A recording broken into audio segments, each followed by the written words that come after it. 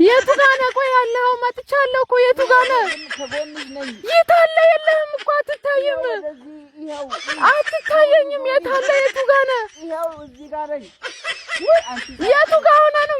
ምንም የሚታየኝ ነገር የለም። ወይ አንተ እዚህ ሆነህ ነው እንዴ? ደህና ነህ?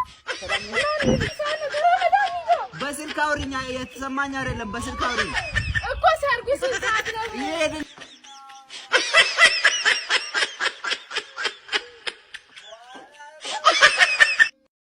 ይሄንን የሄሉ ቪዲዮ አይታችሁ አለመሳቅ አይቻልም። እውነት እኔ መሳቅም ስቅ ያለሁም መልሼ ደግሞ ፈጣሪው ይቅር በለኝ ብያለሁ ማለት ነው። ምን ወይኔ ሄሉዬ፣ በተለይ ደግሞ ወደ መጨረሻ ላይ የማሳያችሁ ቪዲዮ እንደው አይታችሁ በሳቅ ነው የምትሞቱት ማለት ነው። ሄሉ ስፖርት የምትሰራው በአሳ ነው ማለት ነው። የአሳውን አፍ ይዛ እንደዚህ ነው ስፖርት የምትሰራው እና በቃ እንደዚህ ነው። እናንተ ሀብታም ስትሆኑ በቃ ብረት ምናምን አይደለም የምትይዙት ማለት ነው። በቃ አሳ ምናምን እንደዚህ ዶሮ ወይ የሆነ ነገሮችን እየያዛችሁ ነው በቃ ስፖርት የምትሰሩት እና በጣም ነበር ያሳቃችኝ ማለት ነው ከምላችሁ በላይ። እንደምታዩት እንግዲህ ይሄ አሳ ይዛ ነበር በሁለቱም እንግዲህ ልጆቿ ስፖርት እየሰራች ያለችው ማለት ነው። በቃ እንዲህ ነው በቃ ሲኖራችሁ እንዲህ ነው በቃ በአሳ ስፖርት ነው የምትሰሩት እንጂ አትበሉትም። አስቡት፣ አሳው ራሱ እኮ እሷን ይበልጣታል ማለት ነው።